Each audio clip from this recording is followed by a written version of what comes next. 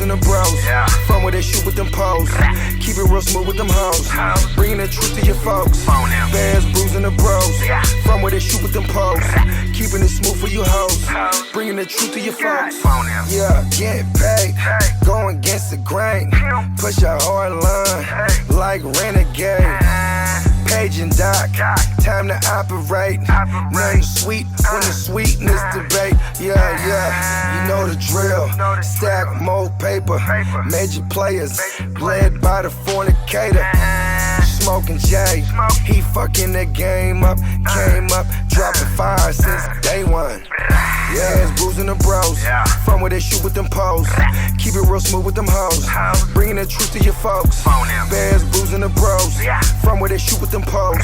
Keeping it smooth for you hoes. Bringing the truth to your folks. Yeah, Bears, Brews and the Bros. Yeah, Bears, Brews and the Bros. Yeah, Bears, Brews and the Bros. Yeah, Bears, Brews and the Bros. Tap in. Be sure to subscribe. Smash that like button. Drop a comment. Yeah.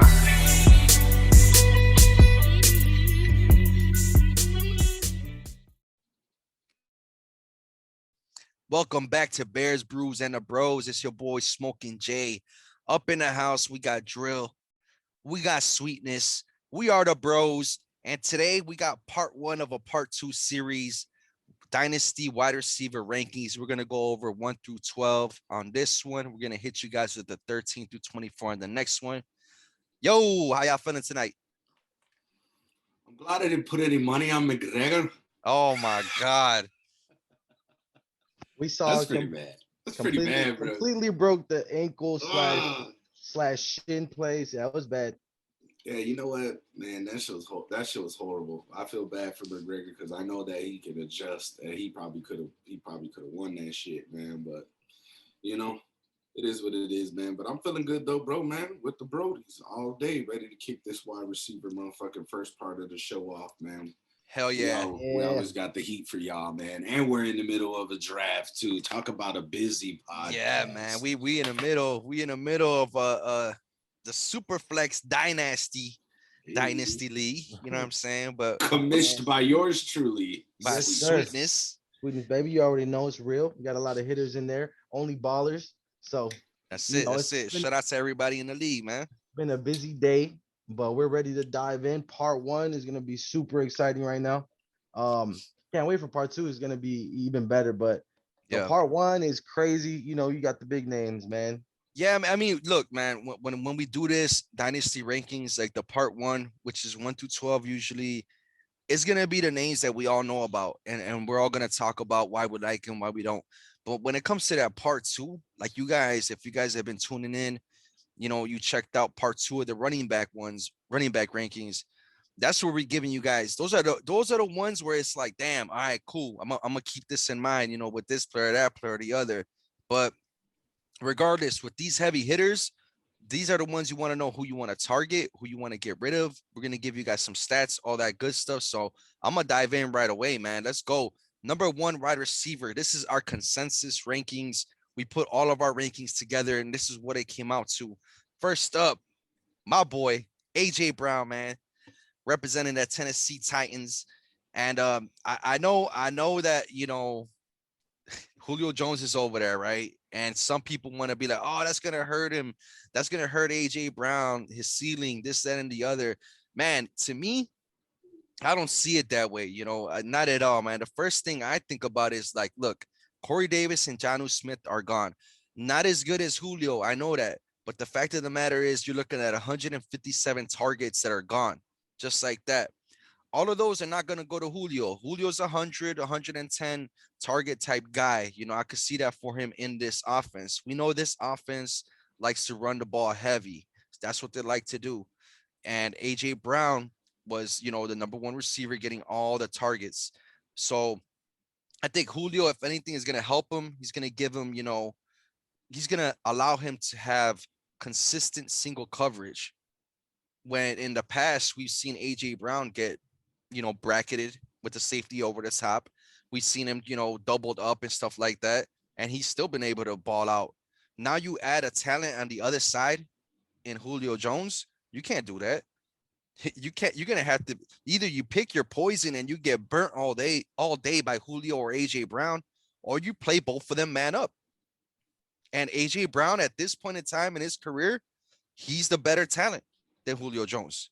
Julio Jones still doing his thing. Don't get me wrong, but AJ Brown, he's on a whole different level. This guy, I mean, I was talking to Brody. I feel like he's on that Megatron type shit, and we're gonna be looking at him like that, really, really soon. I already looking at him like that because I feel like he's got that in him. Let's get into some advanced metrics though. All right, last year, 2.28 fantasy points per target. Per target. Like he didn't even have to catch the ball. Per target, that's what this guy was averaging. That's seventh in the NFL. 14 games that he played, he was the wide receiver 10 in PPR. He averaged 17.2 fantasy points per game. That was also tied for seventh. Another thing too, AJ Brown's, right? We talk about a offense that usually likes to run the ball heavy. Derrick Henry, that's all you think about. And he's already got that connection with Ryan Tannehill. That's already sold up. This guy gets all the goal line targets. I know Julio Jones is going to be there. He's going to be able to make things easy. I think both of these guys are going to be able to get double-digit targets in the end zone for those touchdowns. I think they're going to be up there. So AJ Brown to me is ADP is 23, going at the back end of the second, early third. That's a price I'm willing to pay for a player like this. This guy's a monster. He's on a whole different level. His speed, his strength, just all the attributes you want in a fantasy dynasty receiver. That's AJ Brown. I don't know what you guys got, but let's hear it, man. How you guys feeling about AJ Brown? I like the fact that Julio Jones went over there, man. I'm not gonna lie. I love the fact that he went over there because of the what you said. The double teaming of AJ Brown and the bracketing it's not gonna be a thing anymore. You just can't do it with a talent like Julio Jones across the field from him. That field is gonna be so wide open, and we're expecting big things from him. That's why our consensus has AJ Brown at number one, bro. I mean, you pretty much hit it on the head. This dude is next level type of talent. He proved it last year. He's got the chemistry going back with Tannehill. So yeah, man, I'm just pretty much repeating everything you said, bro, because everything you said is on point. It's on cue. Let's go. Yeah, man. Let's talk about it, bro. We're talking about not only wide receiver one for motherfucking the Tennessee Titans, but the number one recruiter too. If you think that this man is not going to want to impress his idol, you're fucking crazy. That's where I'm at with it, just on that point. He wore his jersey, his Atlanta Falcons jersey, to one of the games last year. He definitely looks up to Julio Jones. He's going to be learning some things from Julio Jones Yes, to tighten sir. up his game. And not only that, he's going to be trying to show out just because Julio Jones is on the other side of the field. So whenever he gets a chance and a ball comes his way, he's going to try to do the most with it. And not only that, this guy, he's a fucking stud. Not only physically, but he's got a great football IQ, bro. I'm with it, bro. You know what I'm saying? I had him up there, at least in the top three. I think I had him at number two. You had him too. You and Brody had him at 2. I had him at 1. Okay. Yeah, So when so we're all there. We're on par. It's pretty much the same. Yeah. And it's like that, bro. I can't say anything less about motherfucking AJ Brown, dude. He's a stud, a specimen. And we seen it. I've seen him drag motherfuckers to the end zone, bro. He's just a straight dog, bro. There's nothing else that you can motherfucking do about it. Go ahead, sweet. Yeah, no, one more thing. Like you said, Julio Jones being there, his idol, the guy he's looked up to, it's only gonna make him better. He's already really good. It's only gonna make him better playing alongside of Julio Jones, has been in the league for years now. He's in the back end of his career. Most of us believe that's true. So, I think of it more as passing the torch. I mean, giving him everything that he already knows. I think he's gonna be great. It was hard for me to put him at 2 because I really wanted to put him at 1, but I had another guy there. Yeah, man. 2 years in the league, over 1,000 yards receiving. First year did it with only 52 receptions. Second year with 70. This guy's on some other shit, bro. That's unheard of, man. That's unheard of, man. So yeah, man. AJ Brown, 19 touchdowns in 2 years. Man, dog. It's this guy's the man. He's a beast. Yeah, man, can't get no better than that, bro. I'm with you guys on that. But getting into number two, man, we got our boy DK Metcalf, Seattle Seahawks. Uh, what can you say about the big dog? That the specimen of this man. I don't know. He looks like a fucking linebacker. Like he's a wide receiver on steroids. I don't know what it is, bro. But the thing is, here we go. 23 years old, young as fuck. 10 touchdowns last year, 1,303 yards, 129 targets, 83 he received though. I mean, that's a gap. But I think that the Seahawks struggled at the second half of the motherfucking season. Oh yeah. But at the same time, though, it's nothing that the Seattle Seahawks can't overcome, bro. I've seen these guys play. They're relentless and they keep going and they want to win and they have a winning mentality, bro. Some interesting things you want to hear right now. Second most air yards in the entire NFL. Second most. You know what I'm saying? He's got a competent QB, a motherfucking Russell Wilson, and he's third in the league for deep targets. This is not just his team. This is the entire league. Came in second for air yards and third in the league for motherfucking deep targets, which means that, man, that's more yards. More than like he had 9 drops last year, which I think he could tighten it up. But this is the thing. He's only been in there for 2nd year. He's only improving. He's only improving. I'm so happy that I got this guy on my motherfucking goddamn team in one of my dynasty leagues. You know, I had to see him go away in the dynasty league, but shit, bro. Nope. I mean, I know. Do you take a cue? You know what I'm saying, bro? If y'all don't got, DK Metcalf, bro, that's one of the guys that you motherfucking need to be targeted for sure. And that just goes without saying. Look at him. Look at him. Look at who he is. Just the intimidating factor of probably having to line up against a guy like that. 50-50 balls are his. He's only getting better as a wide receiver. Well, he's only going into his 3rd year. Dude, this is a win-win situation, especially with a quarterback like motherfucking Dangerous. Bro, he's going to get that ball there. And there's definitely, I got him already. Going over those touchdowns, over 10 touchdowns this year. Yeah, I could definitely see that, man. I mean, DK, there's a reason why, motherfuckers are trying to like you said, you have him in our dynasty league, and motherfuckers trying to get him off you. That's not gonna happen. You're not going. We talk. Shout out Brody, man. Hey, it's crazy because like, hey, Sid, Drilly got a lot of players that motherfuckers want his shit. He not letting go. Hey, you can't be mad at that shit. But look, man, DK, he's got that quarterback connection with Russ. He's got that red zone connection with Russ. Not even just that.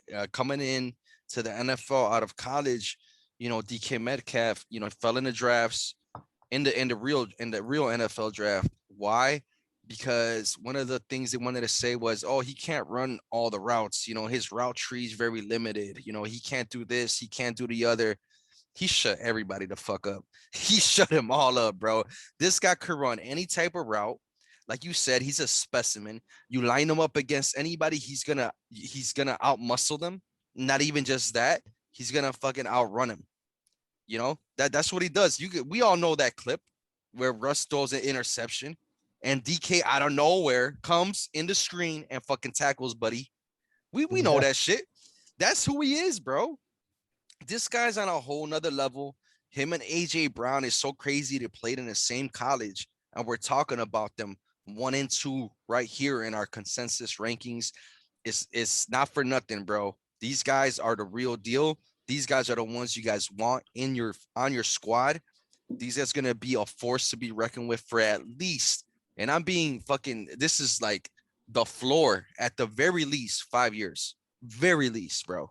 5 years of them dominating this league. Yeah, man. We saw him and Russ definitely take a step up. I know that we got the picks coming in on our draft right now, so everybody's looking at the phones and everything like that.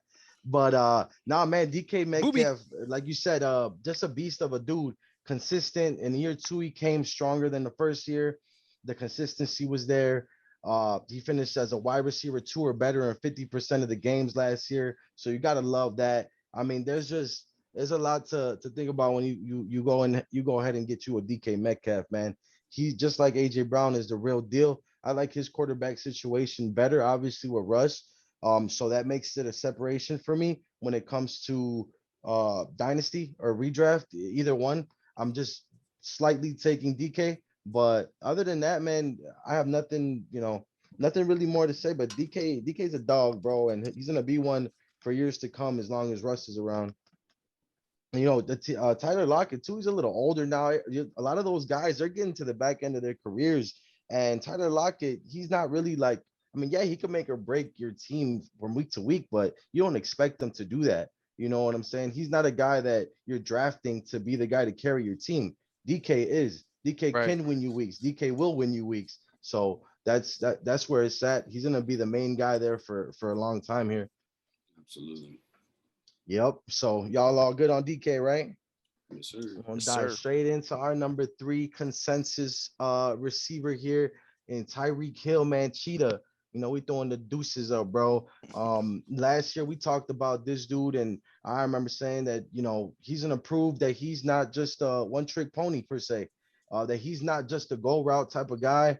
He's gonna be consistent. He's gonna do all the small things that you want your workload receivers to do, and he did it. You know what I'm saying? He came out and he finished really good. He's not the big splash guy anymore that you expect. And with the departure of Watkins and Kelsey at the, getting older and stuff like that, Cheetah's gonna be the guy for Mahomes for a very long time to come as well, bro. Um, so yeah, bro. I mean, what do we got here? He scored double-digit fantasy points in 12 out of 15 games last season, man. I mean, Nice. in three of them he went for 20 plus, and in another one he went for 40 plus. So this dude is just on another level of consistent, but with even a higher level of points. You know what I'm saying? Like his cap is ridiculous, bro. The way that he can what I'm saying, swing your weeks is kind of like nobody else. If you look at receivers, this is one of the few that can literally carry your team, bro. So this is kind of where you start to break down the tiers. Tyreek is definitely up there, even though you don't look at him like a DK or AJ Brown in stature. Man, the numbers don't lie. So that's still gonna be there. I think he's gonna see an increase in maybe touchdowns a little bit, but we talk about like the air yards and all that shit. This dude is up there with the best of them. I mean, he can run with the best of them. I've even seen his little ass go up there and go and get double team. So Yep. I mean, I'm completely with Tyreek Hill too. I mean, especially for years to come. Like I said, Kelsey, he's on the opposite side of, what I'm saying? He's over 30 He's now. 31. Yeah, he's Yeah, 31. he's over 30 now. So I mean, Sammy Watkins is gone. Not that he was ever a threat, but let's who are the other guys in that wide receiver locker room? Miko Hardman, They got they got Marcus they Robinson. got questions. Um, They Bingo. gotta prove. They gotta prove. Yeah, yeah, we Pringle. we have a lot of guys that are question marks. We basically have a team with the wide receiver 2 place open because people are going to push Miko Hardman for that number 2 receiver. So whatever those problems are, that doesn't have anything to do with Tyreek Hill. If anything, it's even better for him because there's Yeah, nothing or no one that can stop him from getting hella points, bro. that's a great point. The fact that you said, yeah, all these other receivers, they got questions to answer. They haven't proved anything yet, and that's even better for Tyreek. Let's talk about Tyreek, man. His body build is not like these first 2 wide receivers you talked about. You know what I'm saying? AJ Brown, DK Metcalf, just physical specimens, freaks, whatever. Tyreek, though, like you said a little while ago, I've seen so many times those 50-50 balls where this little dude just goes up and gets it, bro. He gets that ball, bro. Like Patrick Mahomes has all the confidence in the world to throw the ball to this guy. It's a big thing. It's a big thing to be able to have that speed, to be able to create that separation, and to be able to make these big splash plays. It's even bigger to have the quarterback that can actually throw that rock to you right where it's supposed to be for you to be able to make those plays. Tyreek's got the best quarterback in the game that can do that for him. So that's why he's up here for us. He's on some other shit. His target, his volume, the level of consistency, something that we couldn't say before, because Tyreek, you guys remember how he used to be. 1 week he was hot, next week he was cold. It was off and on, and that's how it was with Tyreek. The last year or two, he's been so consistent, bro. Yeah. It's something that we were worried about, but not anymore. He solidified himself. He's good to go. Tyreek, the You freak cheetah, man. If you have him on your team, you're feeling really good. you talk about the fact that he's got Patty Mahomes over there. That's a huge plus, bro. And the air yards for him, he ranked number 3 in air yards. He ranked number 2 in total touchdowns and number 2 in total fantasy points per game. So that's just big hitter shit right there. If you can go and get you Tyreek Hill at his ADP or even higher, or if he for some reason falls to you, man, swipe his ass off the board. There's no reason not to, or even second guess yourself about taking a guy like him. Yeah, man. One thing that I'm gonna say about that shit, I'm sure people are maybe a little worried. I mean, that game. Tariq Hill is a motherfucking freak to begin with, but at the same time, it's just motherfucking. They were like, damn, but he got stopped. They got stopped in the motherfucking Super Bowl. They were able to completely shut down. Remember that every defense in the NFL is not the motherfucking Tampa Bay Buccaneers. Okay? And motherfucking know that Patrick Mahomes already has the chemistry and he's already going to be there. And motherfucking Tariq Hill, any real athlete that goes through some type of shit like that and not only have it happen in the big game, they're going to find all the holes in their game and they're going to improve right then and there. So I think this will probably be one of the best fucking years that Tariq Hill is going to have because the Chiefs are looking for revenge. They are looking for straight revenge. And I anybody wants to get a part of that offense. I mean, depending on this, if you don't get a Mahomes, fucking Tariq Hill, Kelsey, motherfucking a Clyde Edwards-Helaire, everybody wants a piece, bro. So it's definitely a guy that you don't want to pass up on. And if you're one of those that were worried about him getting shut down in the defense, that they shut down in the Super Bowl, and think that they now got the blueprint to the Chiefs, remember who that head coach is in Andy Reid. Just remember who that is. But we're gonna get into who is this? Our number 4, Mr. Stephon Diggs at 27 years old, bro. That boy. Let's do this shit, man. 8 touchdowns, 1,535 yards, 166 targets, 127 receptions. Now, let's just take this here. 166 targets is the most targets he's ever received since he's been in the NFL, and he's been in the NFL for a while now, okay? So he's getting what he deserves. We've seen him break out in Minnesota, and we played in the Vikings with the Vikings and everything else like that. But he's finally getting his time to shine. And not only that, this was his first year with the Buffalo Bills, first year during the COVID season, having to come in, learn somewhat of a new playbook, having to come in and get used to the timing and everything else like that with Josh Allen. He was able to put up those kind of numbers in his first year. This is will and testament to who the man Stephon Diggs is. And so here it is that he's going into a second year already knowing how Josh Allen does, already knowing this offense. He's going to be able to smoke everybody in this motherfucker. You know what I'm saying?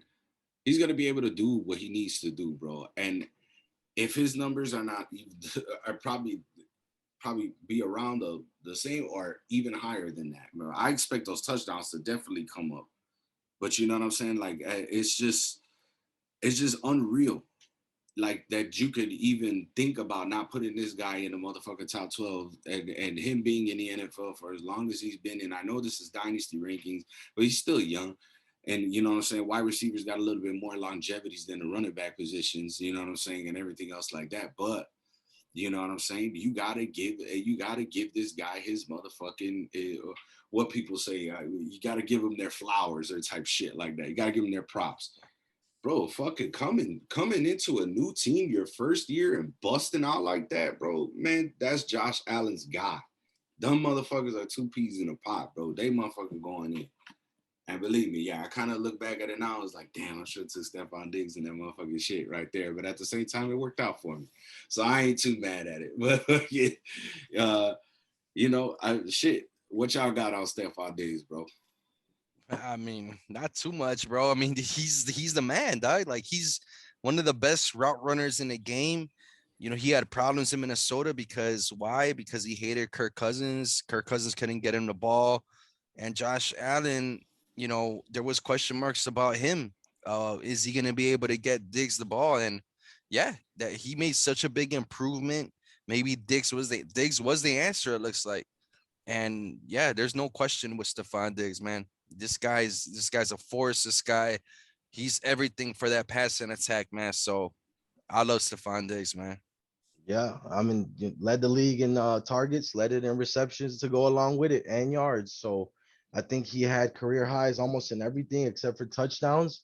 But like you said, Drill, I think we expect to see a rise in there too. We expect to see that to take a little jump. I think that's a perfect segue for our number 5 guy right here with Justin Jefferson, because the biggest question mark with him, Justin Jefferson at our number 5 wide receiver consensus. Will Kirk Cousins be able to get him the ball more? Now, Justin Jefferson balled the fuck out last year, man. On a very small sample size. I think I think what did he do last year? 88 receptions for 1,407 tutties. I mean, I'm looking at over 100 receptions this year. I'm looking for more of a target share. He was at 25%. I think it should be a little closer to 30. So if they don't utilize him like they should, then it's going to be a problem. But they've seen it. I mean, what was it? When he got targeted 9+ times, he either went for 100 yards or more or a tutty. So when you get 9 or more targets as that much of a talent, I mean, a lot of people are gonna say, "Yo, Justin Jefferson had a bomb rookie year, and he's not gonna repeat it." Well, I mean, there's been in history, there's been people that have done it, like OBJ. He broke out, and the next year he went over 1,000 yards again, and the next year after that he did it again. So I mean, it's not out of this world to say that Justin Jefferson can have an even better season. Look, man, when we talk about guys that do it with that small amount of receptions, I mean, the sky's the limit for him. His talent is there. Now, the only question is, will Kirk Cousins, sprinkle him with more, targets? And we look at their receivers. We're looking at Adam Thielen, who's on the back end of his career. He's gone through injuries. He's a little older. He won't be there for much longer. I really think he's done. I'm not gonna get any Adam Thielen stocks this year unless he really falls. But other than that, man, I got Justin Jefferson, going crazy this year, man. Um, he finished he finished 13 in receptions last year and still found a way to finish number 3 in receiving yards. That's crazy. I mean, just for him to be able to do that with the small amount of volume, I could just imagine what he does with 100 receptions. Like I said, the sky's the limit for this dude. They need to get him the ball. Targets is going to be the word for them. I know Kirk Cousins and him have great chemistry, and hopefully they can ride that ship because Justin Jefferson is the dude for sure. Yeah, I just said, man, if you can see this man doing the greedy all over the motherfucking field, or what is it, the greedy? I think it's whichever it is, that The touchdown gritty. that's, yeah, you know what I'm saying. He gonna be doing that shit all over again. You know what I'm saying? That yeah, we got the question mark in motherfucking Kirk Cousins, but they also recruited a motherfucking a quarterback too as well. So the thing is, I think Justin Jefferson, longevity wise, man, he is good. And then not only that, he's the motherfucking goddamn breakout rookie wide receiver, bro, putting up better numbers than veterans with probably less than offense than motherfucking, you know what I'm saying, than other teams have. What a great dude, you know what I'm saying? Great attitude. I've seen him on motherfucking countless motherfucking IG stories, all sorts of shit, man. He is a football player and a stud, bro. If you're not picking up Justin, he went early as fuck in this dynasty draft. So I wouldn't say early as fuck, but he went exactly probably where he needed to go. You know what I'm saying? And shit like that. So, the Bears, Brews, and the Bros and those other podcast knows out there, bro. Get you some Justin Jefferson. Yeah. Yeah, man. I mean, it's self-explanatory, man. This guy broke out already his rookie year, making big splash plays, playing on a really nice offense. Dalvin Cook with that run game, setting things up for the passing game, helping Kirk Cousins look good and all that stuff. And Jefferson just came in and man, just dominated, man, dominated. And it's you don't have receivers that come in their rookie year doing this all the time, and he just man, he did it on a whole different level. So Jefferson's one of those receivers that, yeah, you have him on your squad.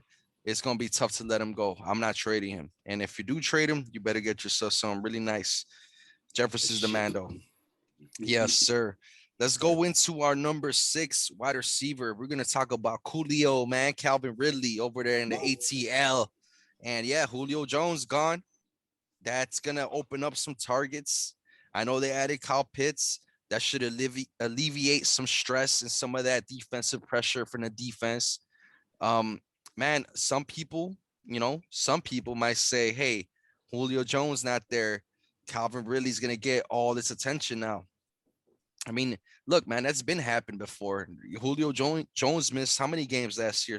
He missed 7 games last year, and Calvin Ridley was the number one, wide receiver going into those games, and the defenses had to key in on him. So what did he do in those 7 games? 50 receptions, 79 targets, 765 yards, and 3 touchdowns. He averaged 23.4 fantasy points per game in a PPR in 7 games. This isn't like 2 games or 3 games that our player misses, and then you just say, "Oh yeah, in those 2 or 3 games he popped off." No, this is 7 games. This is a good amount. This is almost half the year. So yeah, man, 30. He averaged 30% of the target share with Julio Jones being gone. I know that they got Arthur Smith, coming over from Tennessee. So the offense is going to be different. And, in Tennessee, what do they like to do? They like to do that play action and they feed off that. And boom, you hit AJ Brown. Here it's kind of similar, as in you have one target hog, which is going to be Calvin Ridley. He's going to be that for this team. There is a question mark though. You don't have a Derrick Henry, so how is that play action going to work? So I'm not so sure about that. One thing's for sure though, Matt Ryan and Calvin Ridley, they already got that chemistry going on. That's already proven. And Ridley's one of the best route runners in the game. And he's played without Julio Jones before in the past, like I just stated, and he's balled the fuck out.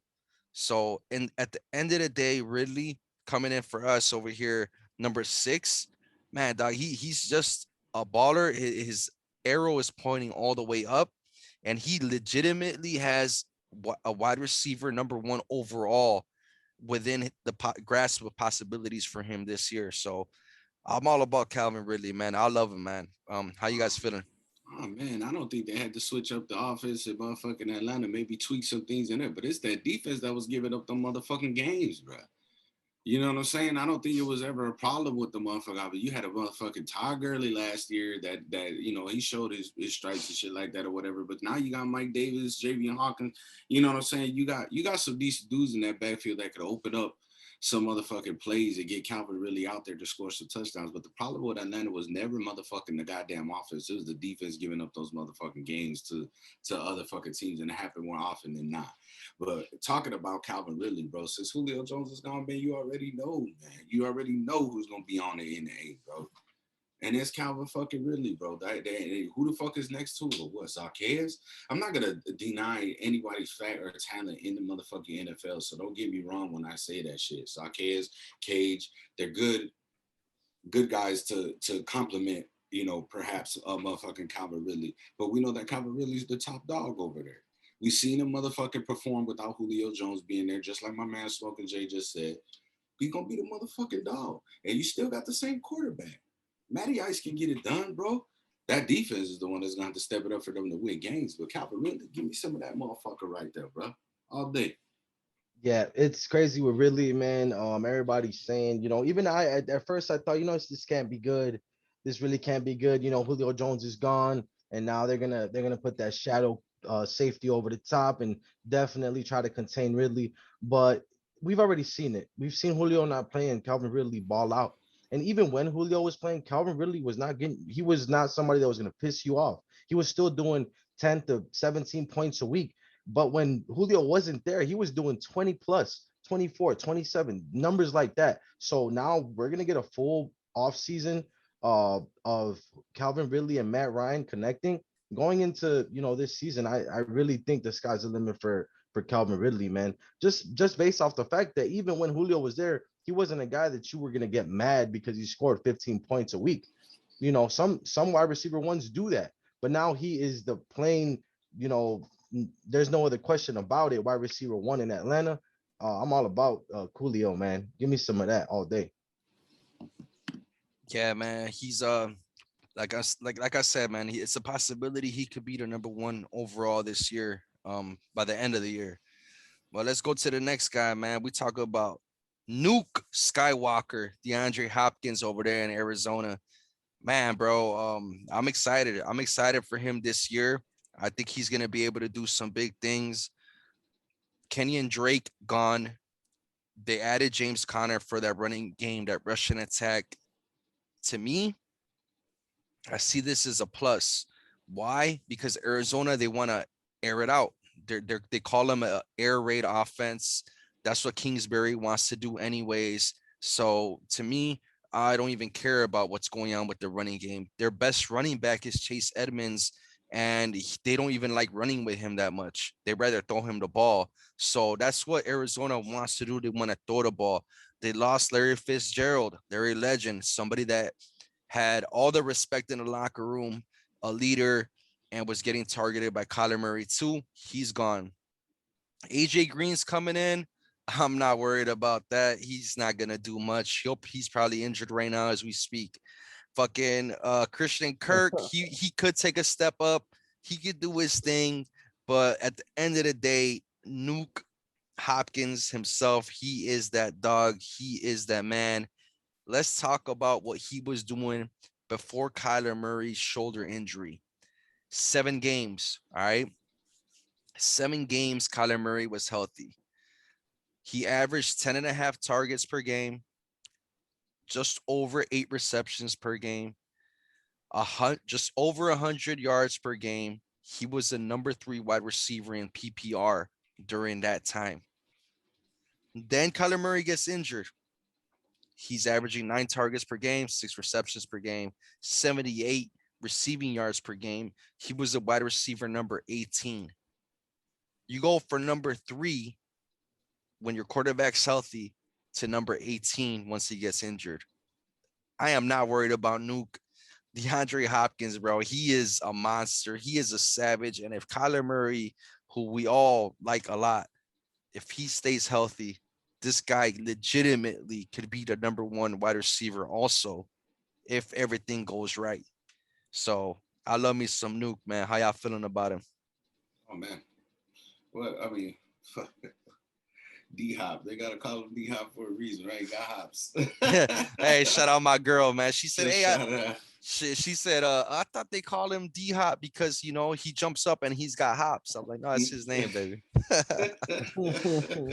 That's funny. But no, man. I mean, you can't say too much about new Skywalker. I was about to hit on that same point. Everything was all good until motherfucking Kyler Murray got a little itch, a little injury in there, bro. Other than that, there was nothing else that was wrong with DeAndre Hopkins, bro. Nothing. He was still running his routes. He's still I only fear God type of motherfucking cat. You know what I'm saying, bro? Like, I mean, he's out there as a straight stud, bro. And this is the reason why they got him from the Texans, bro. He's got room to breathe, and I know that boy want a chip. You know what I'm saying? He want a chip, bro. He's gonna be out there. He's one of your motherfucking the best wide receivers, if not the best in the motherfucking NFL, bro. Nuke Skywalker, bro. You can't motherfucking man. You can't say shit about him. I was close to getting him right now, but shout out Steamboat. It's a great pick, bro. When it Yeah, nabbed him, I know. the kid. I was like, I I mean, was. I said the kid ain't no kid, man. It's a grown ass man, but he he finished number 2 in major categories like receiving yards, receptions, even yak, bro. I mean, you talk about a guy that's getting older. Where? I mean, look, this dude is consistent as fuck. I mean, Kyler Murray's the guy that he's looking for him all day, every day. That's his man's, bro. I mean, yeah, they went out there and drafted Rondell Moore. Cool. He'll have a role eventually. I'm not worried about it. Doesn't take away from a guy like DeAndre Hopkins. It's not the same kind of guy. Yep. AJ Green, we already know what's up with that. He's doing his tour around the league before he steps out. It's cool, but we know what it is, man. I mean, DeAndre Hopkins, the truth, man. I mean, like the next guy we're about to talk about, getting older, where, bro? Perfect transition to who we got here, Devontae Adams, fellas. Yes, sir. Devontae Adams, man. And I don't got much on this guy because he speaks for himself. You could just put on some tape and turn me off. But Devontae Adams, number one in target share at 34%, number one in red zone targets, number one in yak, and number one in total touchdowns for receivers. Yeah, people are saying he's getting older. Fade him in Dynasty. Woo woo. I mean, I'm not. I'm just not doing it. I'm Who's not. saying that, man? I mean, it's just Stop, you know, stop people that talk, whoever that is, man. dropping them in rankings. The guy is simply not slowing down, bro. Whether it's dynasty or redraft, I'm gonna go get him. I don't see him slowing down. Uh, like I said, number one in yak, that doesn't show signs of aging. I mean, I'm cool with him. Obviously, amongst receivers, he's got to be just based off of talent alone, probably number one. So just with that being said, I like the guy a lot. So what do you guys have on him? Because we already know what's up with this dude. Whoever said that shit was cap. And what they're really worried about is motherfucking Aaron Rodgers not playing this motherfucking season. But you forget the motherfucking dog that motherfucking goddamn Devontae Adams is. Quit fucking around with that nigga. You know what I'm saying? Like, man, I don't mean to get mad like that or whatever shit. Like get that. mad. You know what I'm saying? Like, man, he old as fuck. Vicious. Like, nigga, you acting like he's out there on a motherfucking walker. Look at the numbers that he's putting up.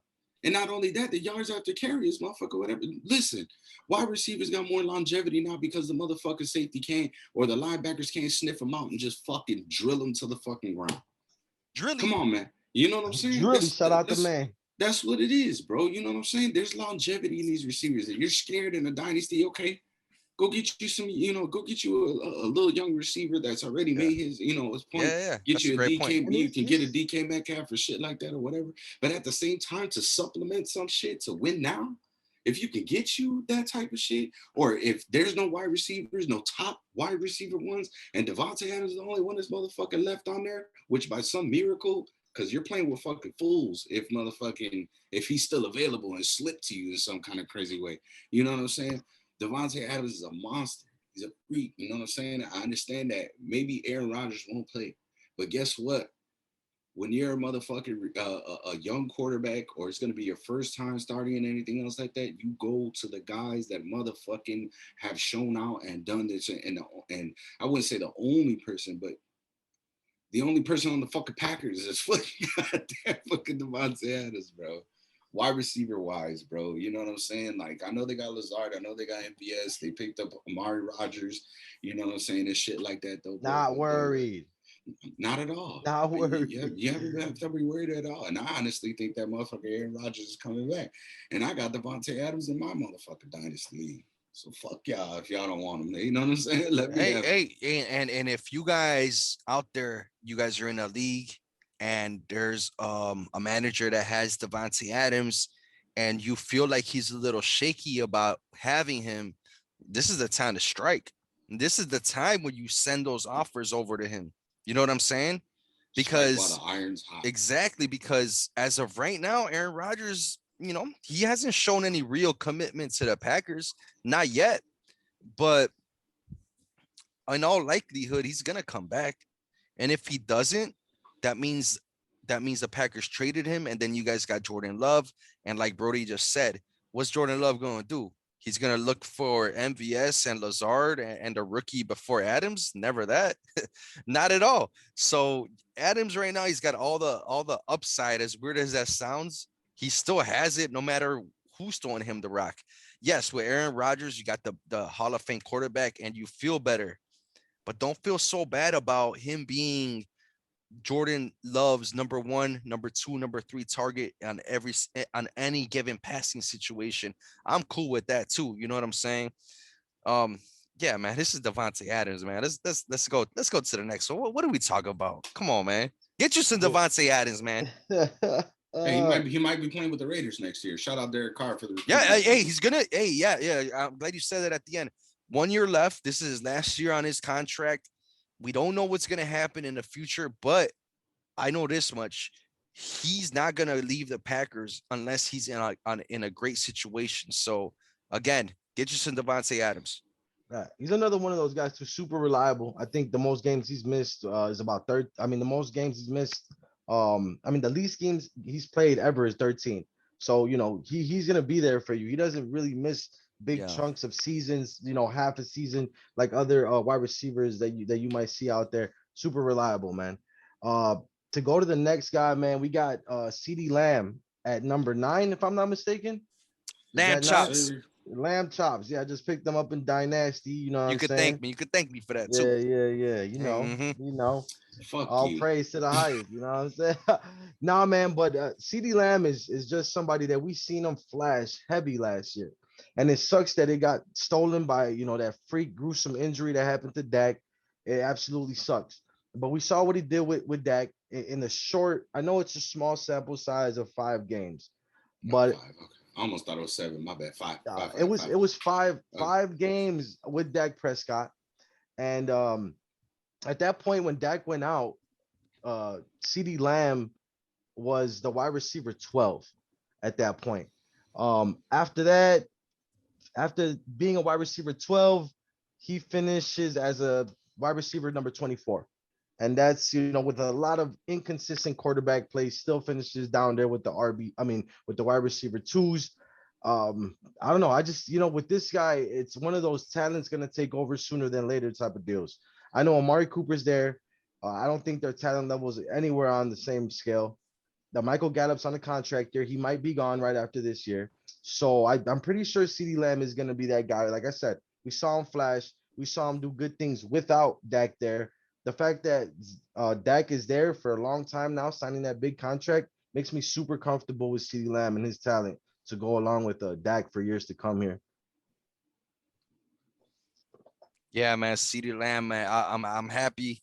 I'm happy we're talking about it. Why? Because there's 3 receivers in Dallas. We talk about Amari Cooper, Michael Gallup, and a lot of people are worried, like, oh, which one of these is gonna be the one? Which one is the one we should be aiming for in drafts or whatever the case? In Dynasty, you were aiming for CD Lamb. Like, you're not even worried about Amari Cooper, like, at all. CD Lamb is playing out of the slot. Dak is coming back. CD was able to ball out, with the backups over there with Andy Dalton, whatever the fuck, and whoever the fuck else was the other guy doing this thing. Shout out Red Rifle.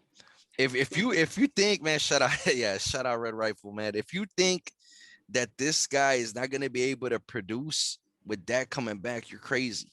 Yeah, we might have him a little bit higher than most. We have him at number 10. But you know what? We see it, man. This guy could run the routes. This guy could make the plays. This guy's strong. He's fast. He's training hard. I saw a video of him just training and shit like that. He looks ready to go, man. He looks like he's ready to prove some things. And man, I'm excited to see him do his thing, man. CD Lamb chops. Can't wait, man. Yeah. One more thing I want to add on is Dallas had the most pass plays per game in 2020. I don't expect that to change much because their defense is shitty, and I expect it to continue to be horrible. So game script, if favors receivers and PPR type running backs, the game script with them is easy. Horrible defense leads to high volume passing games, and that's what I'm hoping for. That's what I'm drafting for. So you know what I'm saying? That's how we're gonna hit it, man. That's how we're looking at Dallas as a team with a very middle of the pack, if not back end of the pack defense that's gonna need their offense to produce way more than other offenses that have a luxury of having a good defense. So I'm on board with that Dallas offense. Not just him, but in Dynasty for sure. CeeDee Lamb is your boy, and that's why he cracks the top 12 here. He had 111 targets last year. Imagine 111 targets with an actual good quarterback. Yeah, I'm excited, bro. I'm excited to see what this guy does, bro. He gonna ball out.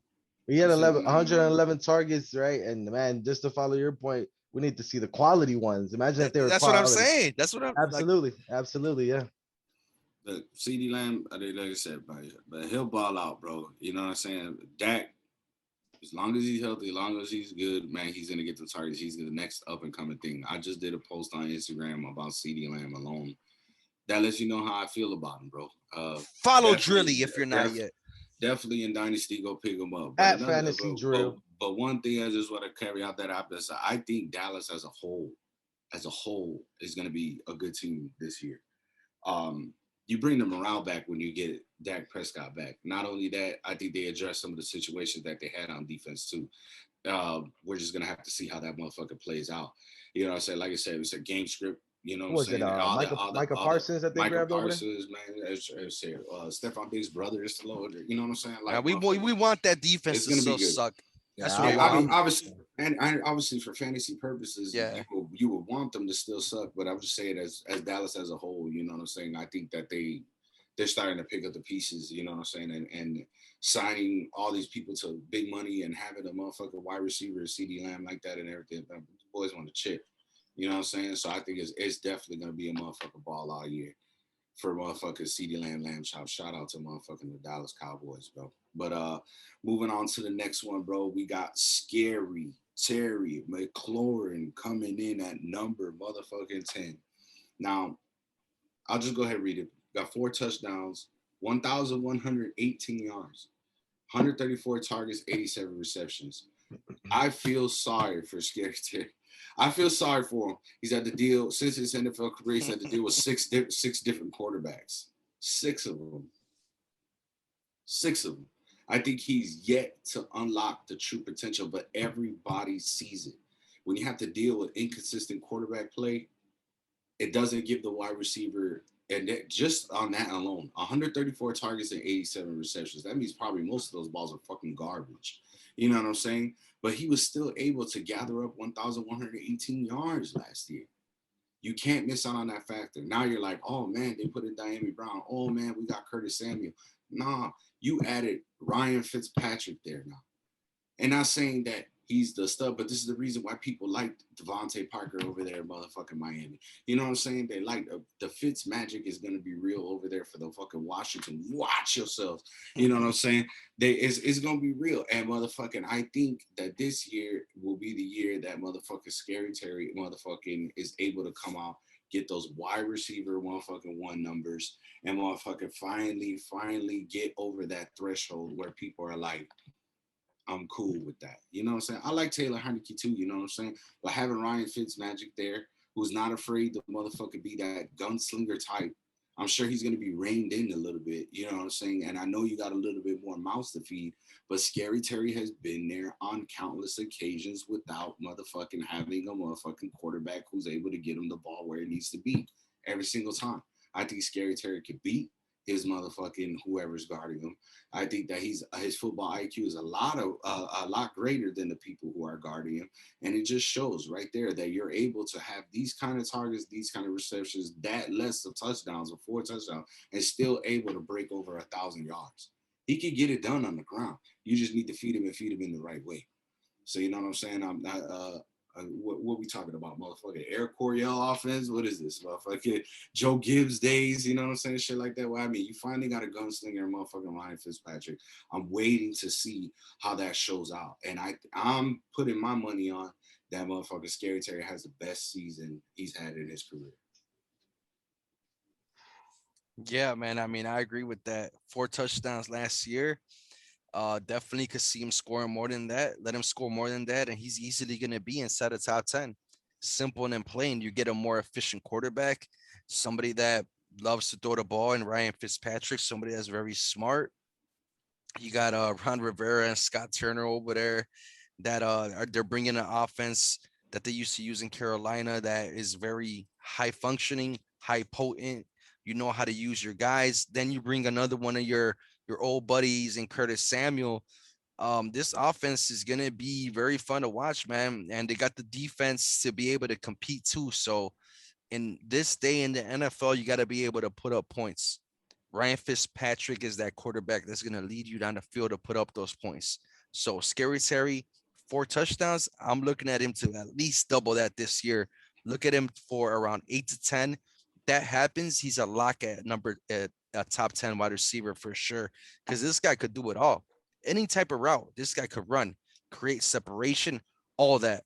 Now, guess what? You got a quarterback that could give you that rock. So I'm excited for him too. All these receivers we're talking about, man, there's a lot of situations that I keep looking at. And I'm like, man, a lot of these, there's a world where I could see these guys popping off and just killing their ceiling, bro, killing it. And all these guys have that potential, man. And this guy's just another one. Scary Terry, man, my dude. Yeah, Scary Terry, best situation he's ever had in his career. To finish a wide receiver 2 last year, I think 18 or 19 overall with that circus of quarterbacks. I mean, the sky's the limit, like you guys said. He can run any route on that tree. He can run it. So yeah, I'm super with it. You get Curtis Samuel to open up the field a little bit more, a more established Antonio Gibson to make the defense worry about who's in that backfield. And what better to add than a gunslinger like Ryan Fitzpatrick?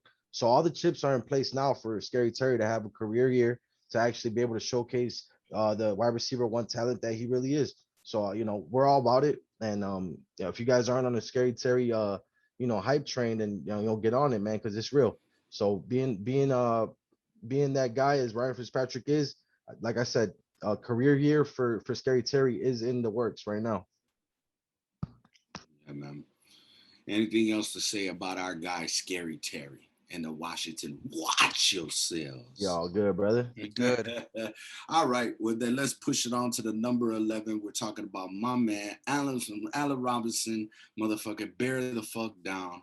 Last year, 6 touchdowns, 1,250 yards, 151 targets, 102 receptions. Another wide receiver who's had to deal with the shit bag fucking quarterback fucking thing.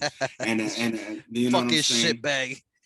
It's hard. It's hard to do it because you're looking at a guy in Allen Robinson where fucking the Bears are kind of playing fucking games with him when it came to the contract that they motherfucking They still are. tagged them. It still are. They're up to it. You know what I'm saying? It is what it is. But when we're talking about Allen Robinson, we're talking about a guy who's able to been sturdy fantasy wise throughout all the bullshit. Okay. And I'm gonna stick up for this guy, bro. You know what I'm saying? He's 27. He's not over the hill, and he's not the youngest motherfucker. So he's right in the middle, and I think he's still got years to motherfucking to do his thing.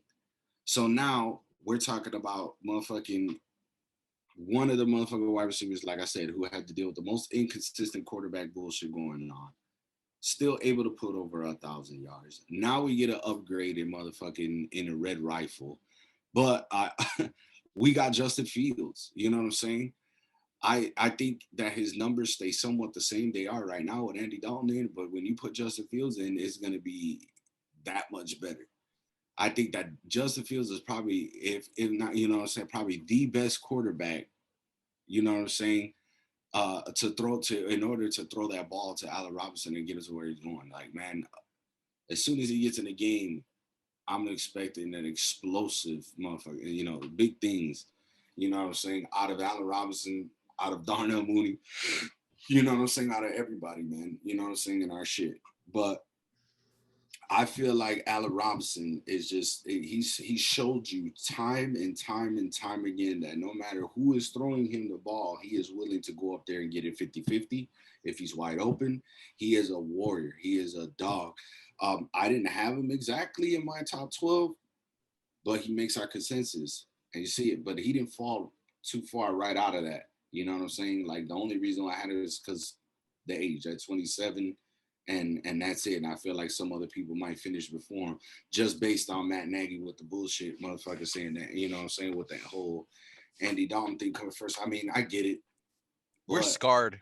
We're scarred as Bears fans. I'm just hearing you talk and say all this shit. We're like scarred. It's the fact hard. that you got to stand up for the man. It's like, bro, I mean, he's put in so much work. When you look at last year, bro, he still finished number 4 in receptions. Yeah, he finished number 8 in receiving yards and number 31 in yards after the catch. But there's a large part to do with the fact that all those targets were probably not that catchable. There was probably not much to do with those balls after he caught them. You know what I'm saying? Step in Andy Dalton for a little bit, then Justin Fields eventually. I mean, we're going to see his numbers boom when it comes to receiving yards, yards after the catch, and touchdowns. He didn't score many touchdowns last year. So, I mean, I could see him. Yeah, that's for a guy like of his caliber and talent. I'm expecting him to score anywhere from 8 to 10 touchdowns.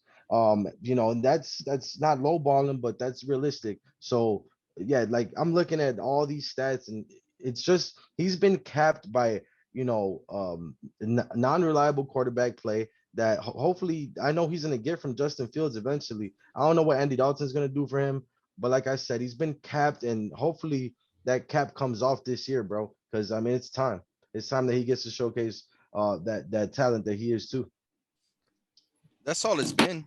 I mean, that's all it's been. It's always like the quarterback's always limiting this guy, but somehow, some way, he's always been able to ball the fuck out.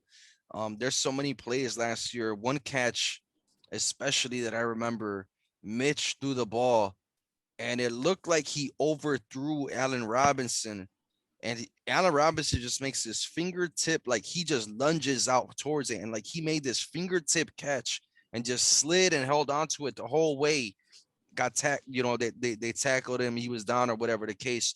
But He was down before he caught the ball because of Mitch. he all those spectacular plays, and we've seen a bunch of those happen here in Chicago by him. He's not going to have to do that as much. The ball's going to be where it's supposed to be. Why? Because if Andy Dalton isn't getting the job done, his ass is going to go sit on the bench, and Justin Fields is going to be in there, and he's going to do what he's supposed to do to give A-Rob that rock. So Allen Robinson, they're still playing games with his contract, renegotiating. They're nowhere close. That was the reports that came out today. I don't know. Last thing I heard is that he's trying to get paid about $20 million a year. I mean, Ryan Pace, just pay the dude, man. We need him. We need him. Justin Fields needs him. This offense needs him. Nagy needs him. This is big for us. So hopefully they could get it done. All right, man. Number 12 wide receiver, consensus list. Frankenstein, Michael Thomas making the list, man. Coming in at number 12. Frankenstein himself, bro. ADP is at 31. So he's coming in at a discount, man, mid-third type shit. So a little bit older, but he's still a beast when he's in there and he's healthy. He had some issues last year. I think he got suspended by the team for like a game or two was one of the problems, but he was also injured and stuff like that. All right, Drew Brees is gone. People might want to say right off top, oh, that's gonna hurt him. Michael Thomas in this offense without him, is that the same thing? But Drew Brees doesn't have the same arm that he used to have, bro. Like we already knew this. Like, so I think you could just throw that out. That's just garbage to me. Don't even say that to me because I'm not going with that. Now, who's going to be the quarterback? That's a question mark, and that's legit. Is it going to be Jameis Winston? Is it going to be Taysom Hill? Are they going to do this 1-2 combo on a game-to-game basis? I have no idea. But if Winston is in and he's a starter, Michael Thomas, I don't think we have no worries, like no concerns whatsoever. If Taysom Hill is in, that's where the questions start coming in. And last year, Taysom Hill played and started in 4 games. Let's break down these 4 games. 9 catches, 104 yards. 4 catches, 50 yards. 9 catches, 105. 8 catches, 84. For the most part, steady. You break that down fantasy points wise, you're looking at about 18 to 19 fantasy points in 3 of those 4 games. The other one, he had 9. No touchdowns, though. That's the one concern. No touchdowns. So, that's something that's got to, if the Saints want to do anything good, they're going to have to put up points because that defense is not the same. They lost, Marshawn Lattimore, just one of the pieces that they're missing now. So this defense is not going to be on the same shit. So the offense is going to have to put up points. So I like Michael Thomas coming into this year. There's a small, I don't see him, being able to sustain massive production for too long because there's a lot of question marks, a little bit of issues with him. Like we said earlier, him getting suspended by the team. That's another thing to think about. It's like, what's wrong with this guy? And we saw last year, he had a little Twitter beef with Devontae Parker. It's like, why are you even arguing with Devontae Parker? Like, he's not even in your class, bro. Like, what are you doing? Like, I don't get it. So there's some things going on with him, some concerns, but when it comes to the football field, he's a man. I'm willing to give him a chance this year, see what he's about. But if you're shaky on him, wait for that first game where he pops off and pop him off, trade him off. That's what I got to say about that. Where y'all at with him? Yeah, I got my questions about him. And there's questions that are there without me even having to ask them. So there's a reason why he didn't crack my top 12. And a lot of that has to do with his own issues on and off the field in the locker room, the quarterback situation. It's just a lot of stuff going on, man, with that. Guys like Alvin Kamara taking touchdowns from him, Taysom Hill coming in there taking touchdowns from him. It's just for me not the best situation. I think we've seen his ceiling. No, I'm definite that we've seen his ceiling. I can get him at a discount this year. I'd probably snatch him at a very good discount. Other than that, I'm one of those guys that's super shaky about him, Brody, and I'm willing to kind of fade Michael Thomas. Middle of the third. That's a pretty big discount. He was going in the end of the first last year, if I'm not mistaken.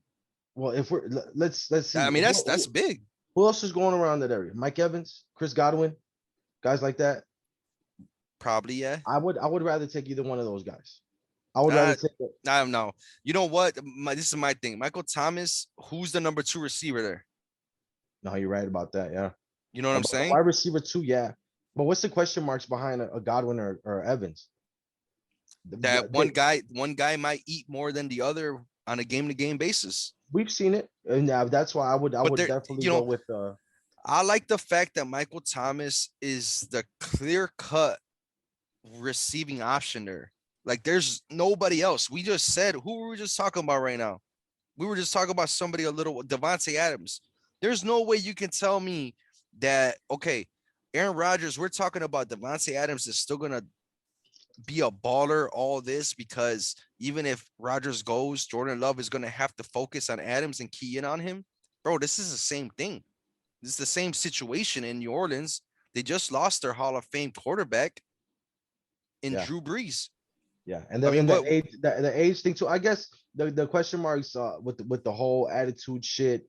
I mean, I know it doesn't play into it, but if you're missing games and only playing 7 games last year because of it, it does play in a factor as to why I do hold them at different calibers in their careers, even though they're around the same age. I do think that Devontae Adams holds substantial amount. Yeah, of course. You know what I'm saying, over him in that way. Yeah. So now I see what you're saying. He is a beast, and he can live up to those things. I just feel like the question marks are too big for me. And the age too, not to mention the age, because these are dynasty rankings. He's one of the older wide receivers in the league that we don't know what he's going to produce with a quarterback that we don't even know who it's going to be. So, a lot of question marks there. Not saying he's a bust or that you should completely fade him. There's a risk factor. Just know there's a risk factor for sure. Yep. And I threw that in there. I threw it in there that there is. Go ahead, Brody. My bad. We got this shit going though, bro. One thing that a motherfucker don't like when a professional motherfucking athlete is losing out on any type of motherfucking bread. I guarantee you, after all the fines and after all the bullshit that he probably had to go through last year, we don't know what's going on in these motherfuckers' lives neither. We're just on the outside reading whatever the fuck reporters fucking put to us, because whoever he fought, punched in the face, it was the same guy that motherfucking the Bears slapped the fuck up for talking shit too.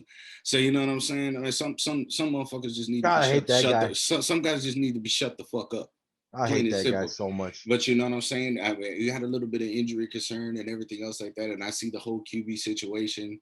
I don't like it if Taysom Hill is in there, because I feel like he's going to boom and throw the ball to himself and take off for him. I mean, he's an all-around guy. Taysom Hill's a fucking dog. But at the same time, I don't see pure QB type shit. You know what I'm saying? I see him as a hybrid type of guy. Yeah. Keep it going. Let Jameis Winston motherfucking start and let Taysom Hill. Don't change the motherfucking script. And shout out to fucking Drew Brees, who went through a hell of a lot. Hall of a Famer for real. All day, every motherfucking day. Drew Brees fucking collapsed lung, broken fucking rib, all sorts of shit, and still able to come in there and get down. Do I think Michael Thomas would be great? Absolutely. I think that he'll be just fine. Do I think that there's question marks there though too, and there's a little bit of concern? Yeah. So just weigh your options. Just be smart. Just be smart about it. If you feel a little bit comfortable about another wide receiver situation and it's coming down to that, like, oh my God, do I get Michael Thomas or not? Like, man, bro, if you're more comfortable and he snaps off and you're okay with that, and because you got another player that could do just as well or even better, then don't worry about it. He cracks our top 12 because of his history. yeah, everybody has somewhat of a down year or some shit like that. And I know the situations that are going on, but like I said though, too, you lose Marshawn Lattimore. The Saints defense has always been solid year in and year out. They lost But some more you know, pieces. right? You lose some more pieces like that. So now when we go back in the show and we start talking about how games get favored for the Cowboys and how they're able to throw that ball out, and Good point. we Great added, point. we added that motherfucking that he is the best receiver that they got. By far. So you Not know even what I'm close. By saying? landslide. So you know Yeah. what I mean? That's Who's their another wide thing that you receiver have too? to look at. I can't even name it. But Exactly. if we're just gonna read off the depth chart, I think I would say Traquan Smith. Oh my I god. know, I know, I know. It's bad. It's bad. That's where I'm at with it. That's why I snuck him in at my number 12 spot, and Brody Drill did too. He put It him was in at 12. it That's was it was very close. I'm not saying that I said, man, there's no chance he's making my top 12. But then I saw Jamar Chase there and I said Joe Burrow. And we'll get I'm into not that on mad at part it. two. Yeah, I'm not mad at it, I'm not but mad either. we'll get in it. there's an argument to be made for Michael Thomas, Yes, and sir. and that was what we just had. That's what you guys just heard right now. So you guys out there, take that information, do what you guys want with it, but there's reasons why to be okay with Michael Thomas for at least another year. Let him show improve because I think that's what he's gonna do. You think he's happy with his performance last year? All the drama and all that stuff in the locker room? And then losing Hell money. no. Hey, black people Yeah. hate to lose money. We hate to lose money. Absolutely. Take it from Drill. I'm black. Uh, now, Hell no. if you're all in and you're in win now mode in Dynasty, I got no problem I with was it. just about to say Especially, that, Brody. or Great point. even if you want another 2 years, but if you're in win now and you know it, you need this money by the end of the year, or whatever the case, Right. or especially in redraft. That's without having to even say it. But that's a way I'm like, yeah, for sure. The fact that it is the Dynasty rankings, and sometimes I lean towards building for the future a little bit more than other people, maybe swayed me to keep them off of there just by Yes. just by a hair. But You guys forget yeah, about it. Sometimes I just want to bring up one last motherfucking point. You got these motherfucking 29-year-olds, you know what I'm saying, 28 that are tweaking, but that are superior at their motherfucking skill set. Look, if you're in a dynasty league and you got them in there and they're popping off for those first 2 or 3 games, that is the hottest time to sell them at that point. They're gonna be like, you oh, starting to sound like Smoking Jay.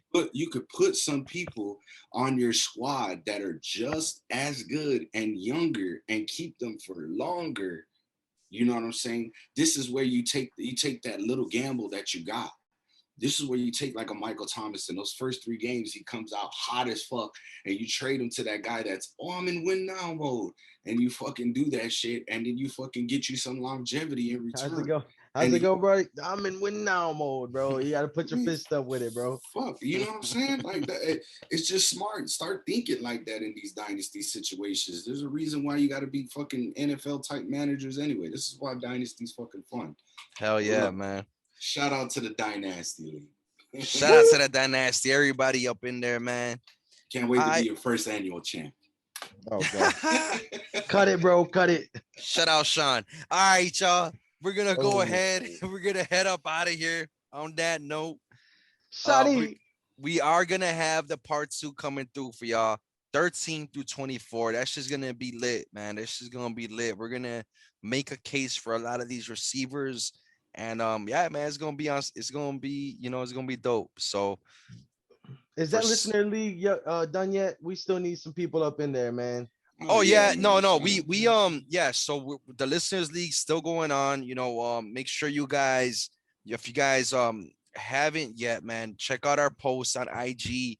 The 3 of us, we've been circulating the posts on our pages too. There's some people that are already in the league, and you get in. It's a free league.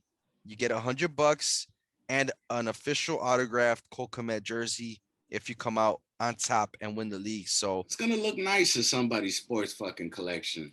hell if you yeah. if you want to wear it, by all means, go throw the shit. It's yours. Do what you want. Do what you want with it, man. And hey man, it's again, it's like an appreciation type thing from us too. You know what I'm saying? We appreciate the shit out of you guys rocking with us. And you know, I mean, we're not gonna need you guys to do anything crazy like you know, post stuff up for us or nothing like that. That's not what we're asking for, man. Just, you know, it's really simple. Tag a few of your friends on a post, share the post on your story, and just make sure you guys are subscribed to us on YouTube All and of on the any fucking bros. on the streaming platforms. Yeah, man. Follow us, man. You guys are already listening to us, so why not? So let's go, man. So You have it, appreciate man. you guys. It's a little something we're trying to give back. Make sure you guys take advantage. For Drill, Sweetness, for Doc out there and Renegade and the step bro, Bo Jeezy, this your boy Smoking Jay. We will catch you guys on the next one. Part 2, Dynasty wide receiver rankings 13 through 24. Let's get it, baby. Bear the fuck Gang, down. gang, gang.